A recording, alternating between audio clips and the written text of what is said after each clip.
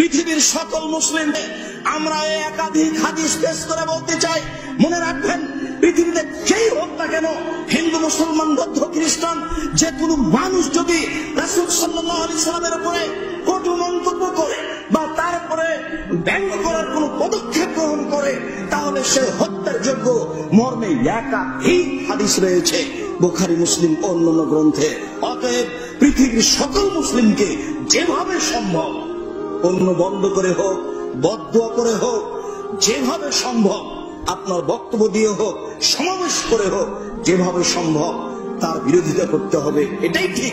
পৃথিবীর সকল মুসলিম সরকারকে এই সরকারের বিরুদ্ধে কটূক্তি করা, কটু মন্তব্য করা ব্যক্তির উপরে পদক্ষেপ নিতে হবে। এটা পৃথিবীর প্রত্যেকটা মুসলমানের উপরে দ্বীনি দায়িত্ব, ধর্মীয় দায়িত্ব।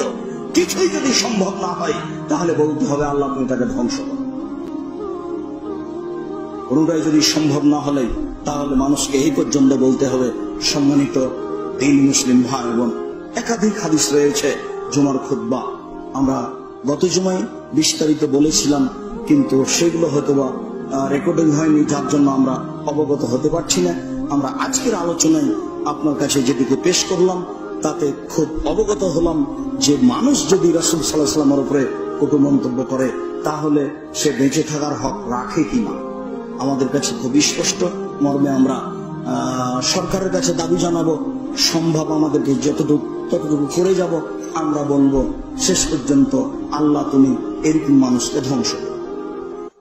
আমাদের একটা পথ আছে, আমরা তো মুখে বলতে পারি। রাসূল সাল্লাল্লাহু আলাইহি ওয়াসাল্লাম যে জিনিসটা পাবেন নিশ্চিত, সেই জিনিসটার ব্যাপারে সারা পৃথিবীর মানুষকে দোয়া করতে বলছে।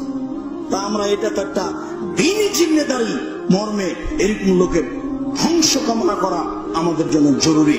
অতএব আল্লাহ, আমরা সাধারণ মানুষ, এদেশে বসবাস করি, আমরা অসহায় নিঃস্ব অবস্থায় থাকি, তুমি আমাদের মনের এই আবেগকে কবুল করো। যারা রাসূল সাল্লাল্লাহু আলাইহি ওয়াসাল্লামকে ব্যঙ্গ করে বা যারা কটু মন্তব্য করে, তুমি তাদেরকে ধ্বংস করো। তুমি সর্বশক্তিমান, তুমি তাদের বিচার করো। যেভাবে তোমার কাছে পৃথিবীর মানুষকে দেখানোর জন্য বিচার করা সহজ, তোমার কাছে সবই সহজ। পৃথিবীর মানুষ যেন দেখতে পাই যে তার উচিত মতো বিচার হয়েছে। এটাই তোমার কাছে আমরা দাবি জানাচ্ছি, তুমি আমাদের দাবি কবুল করো।